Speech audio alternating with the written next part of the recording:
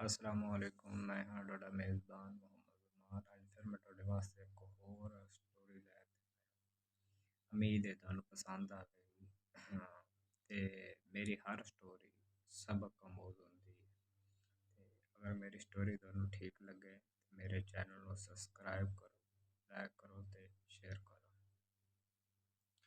ਉਹ ਸਿਆਣੇ ਆਖਦੇ ਨੇ ਨਾ ਕਿ ਲਾਲਚ ਬੁਰੀ ਬਲਾ। ਤੇ ਲਾਲਚ ਨਹੀਂ ਕਰਨਾ ਚਾਹੀਦਾ, ਕਿਉਂਕਿ ਲਾਲਚ ਜਦੋਂ ਵੀ ਇਨਸਾਨ ਕਰਦਾ ਹੈ ਤੇ ਨੁਕਸਾਨ ਹੀ ਲੈਂਦਾ, ਆਪਣਾ ਨੁਕਸਾਨ ਹੀ ਕਰਵਾ ਪੈਂਦਾ। ਹੱਥੇ ਪੱਲੇ ਤਾਂ ਕੁਛ ਆਉਂਦਾ ਨਹੀਂ, ਤੇ ਜਿਹੜਾ ਕੋਲ ਕੁਛ ਹੁੰਦਾ ਨਾ ਉਹ ਵੀ ਚਲਾ ਜਾਂਦਾ। ਮੇਰਾ ਇੱਕ ਦੋਸਤ ਹੈਗਾ, ਉਹ ਹਮੇਸ਼ਾ ਗੇਮਾਂ ਦੇ ਵਿੱਚ ਵੜਿਆ ਰਹਿੰਦਾ, ਤੇ ਮੈਂ ਉਹਨੂੰ ਕਹਿੰਦਾ ਵੀ ਇੱਕ ਮਤਲਬ ਗੇਮਾਂ ਦੇ ਪੰਗੇ 'ਚ ਨਾ ਪੈ, ਜਿਹੜੇ ਉਹਦੇ ਕੋਲ ਹੁੰਦੇ ਨੇ ਪੈਸੇ ਉਹ ਵੀ ਲੁਟਾ ਪੈਂਦਾ। ਤੇ ਇਸ ਹਿਸਾਬ 'ਚ ਤੁਸੀਂ ਵੀ ਲਾਲਚ ਨਾ ਕਰਿਆ ਕਰੋ। ਤੇ ਪਹਿਲੇ ਮੈਂ ਆਪ ਬੜੇ ਪੈਸੇ ਲੁਟਾਏ ਨੇ ਗੇਮਾਂ 'ਚ, ਲੇਕਿਨ ਹੁਣ ਥੋੜ੍ਹੀ ਜਿਹੀ ਅਕਲ ਆਉਂਦੀ ਜਾਂਦੀ ਵੀ ਅਕਲ ਕੁਛ ਆ ਗਈ ਤੇ ਕੁਛ ਆ ਜਾਵੇ ਦੀ ਰਹਿੰਦੀ ਰਹਿੰਦੀ। ਉਹ ਕੋਈ ਪਿੰਡ ਦੇ ਵਿੱਚ ਨਾ ਇੱਕ ਜ਼ਿਮੀਦਾਰ ਕਿਸਾਨ ਬੰਦਾ ਰਹਿੰਦਾ ਸੀ, ਤੇ ਬੜਾ ਮਿਹਨਤੀ ਹੈਗਾ ਸੀ। ਆਪਣੀ ਮਿਹਨਤ ਕਰਨੀ ਇਮਾਨਦਾਰੀ ਤੇ ਹਰ ਲਿਹਾਜ਼ ਨਾਲ। ਉਹਦੀ ਇਮਾਨਦਾਰੀ ਤੇ ਮਿਹਨਤ ਦੇ ਲੋਕ ਬੜੇ ਹੀ ਨਾ دیਵਾਨੇ ਸਨ, ਤੇ ਬੜਾ ਮਸ਼ਹੂਰ ਬੰਦਾ ਸੀ। ਉਹਦੇ ਕੋਲ ਇੱਕ ਮੁਰਗੀ ਹੈਗੀ ਸੀ, ਜਿਹੜੀ ਰੋਜ਼ਾਨਾ ਨਾ ਇੱਕ ਸੁਨਹਿਰੀ ਸੋਨੇ ਦਾ ਅੰਡਾ ਦਿੰਦੀ ਸੀ। ਉਹਨੇ ਕੀ ਕਰਨਾ ਕਿ ਸੋਨੇ ਦਾ ਅੰਡਾ ਬਾਜ਼ਾਰ, ਮਤਲਬ ਸੁਨਹਿਰੀ ਅੰਡਾ ਸੀ, ਸੋਨੇ ਦਾ ਤਾਂ ਨਹੀਂ ਕਹਿ ਸਕਦੇ। ਉਹ ਸੁਨਹਿਰੀ ਅੰਡਾ ਉਹਨੇ ਬਾਜ਼ਾਰ ਵੇਚਣਾ ਤੇ ਅੱਛੇ ਖਾਸੇ ਪੈਸੇ ਕਮਾਣੇ। ਕਮਾ ਤੇ ਜਨਾਬ ਆਦਾ ਗੁਜ਼ਰ ਬਸਰ ਕਰਦਾ ਰਹਾ।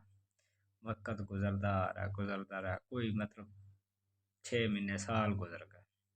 ਤੇ ਉਹਦੇ ਦਿਲ ਦੇ ਵਿੱਚ ਲਾਲਚ ਆਇਆ ਕਿ ਨਾ ਕਿ ਮੈਂ ਮੁਰਗੀ ਨੂੰ ਨਾ ਜ਼ਿਬਾ ਕਰਾ ਤੇ ਇਹਦੇ ਸਾਰੇ ਅੰਡੇ ਇਕੱਠੇ ਬਾਜ਼ਾਰ ਜਾ ਤੇ ਵੇਚ ਦੇ ਤੇ ਅਮੀਰ ਬਣ ਜਾ।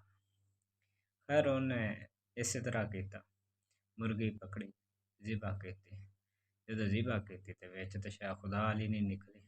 ਰਹਿੰਦੀ ਵਹਿੰਦੀ ਉਹ ਮੁਰਗੀ ਵੀ ਮਰ ਗਈ, ਤੇ ਉਹ ਮੁਰਗੀ ਤੇ ਵੀ ਹੱਥ ਧੋ ਬੈਠਾ ਤੇ ਅੰਡੇ ਵੀ ਨਾ ਮੱਥੇ ਲੱਗੇ, ਤੇ ਬੜਾ ਪਛਤਾਇਆ। ਤੇ ਫਿਰ ਪਛਤਾਵਣਾ ਹੁੰਦਾ, ਕੀ ਕਰ ਸਕਦਾ ਸੀ ਜਦੋਂ ਮੁਰਗੀ ਨਾ ਰਹੇ। ਤੇ ਉਸ ਤਰ੍ਹਾਂ ਕਿ ਲਾਲਚ ਨਹੀਂ ਕਰਨਾ ਚਾਹੀਦਾ।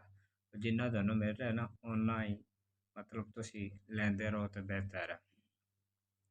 ਮਿਹਨਤ ਕਰਤੇ ਕਮਾਣਾ ਇਹ ਠੀਕ ਹੈ, ਲੇਕਿਨ ਇਹ ਨਹੀਂ ਕਿ ਮਤਲਬ ਇੰਨੀ ਤੁਸੀਂ ਜਲਦੀ ਕਰੋ, ਜਾਂ ਮਤਲਬ ਕਿ ਜਿਹੜਾ ਤੁਹਾਡੇ ਹੱਥੇ ਪੱਲੇ ਹੋਵੇ ਉਹੀ ਅਗਲੇ ਨੂੰ ਦੇ ਬਵੋ, ਜਾਂ ਮਤਲਬ ਉਹਦਾ ਨੁਕਸਾਨ ਕਰ ਬਵੋ ਤੁਸੀਂ। ਤੇ ਹਮੇਸ਼ਾ ਸਬਰ ਤੇ ਤਹਮਲ ਨਾਲ ਚੱਲੋਗੇ ਤੇ ਠੀਕ ਰਹੋਗੇ। ਤੇ ਉਮੀਦ ਹੈ ਅੱਜ ਵਾਲੀ ਸਟੋਰੀ ਤੁਹਾਨੂੰ ਪਸੰਦ ਆਵੇਗੀ। ਇਨਸ਼ਾ ਅੱਲਾ ਦੁਬਾਰਾ ਫਿਰ ਮੈਂ ਬਿਹਤਰ ਤੋਂ ਬਿਹਤਰ ਤੁਹਾਡੇ ਵਾਸਤੇ ਸਟੋਰੀ ਲੈ ਕੇ ਆਵਾਂਗਾ। ਓਕੇ, ਅੱਲਾ।